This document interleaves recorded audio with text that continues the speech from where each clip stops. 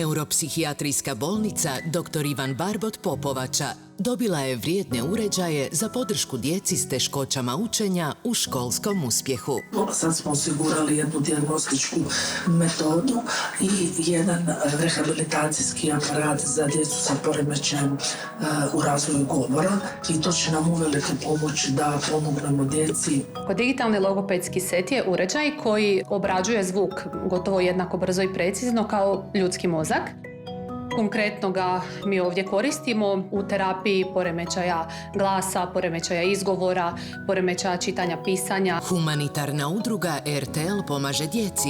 Zahvaljujući dugogodišnjem partneru tvrtki Star Import, pomogla je čak 2 dječjim bolnicama. Već više od 10 godina podržavamo udrugu RTL pomaže djeci, jer vjerujemo da svako dijete zaslužuje prije svega zdravlje, a onda i sretniju budućnost.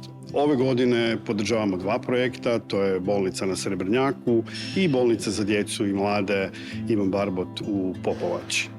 Bolnica Srebrnjak je dobila prijenosne dijagnostičke uređaje za što brži i jednostavniji pregled mališana. Prije svega zahvaljujemo RTL pomaže djeci i Mercedes-Benzu koji su donirali ova vrlo važna uređaja za našu bolnicu, koji će nam znatno olakšati dijagnostiku uz krevet bolesnika i na taj način značajno poboljšati skrb tih malih bolesnika. Dijete leži u sobi, doktor dođe, odradi pregled, što je njima manje stresno, jer mi smo znali na pregledić u plaču, grču i dijete, a mame moraju biti hrabre.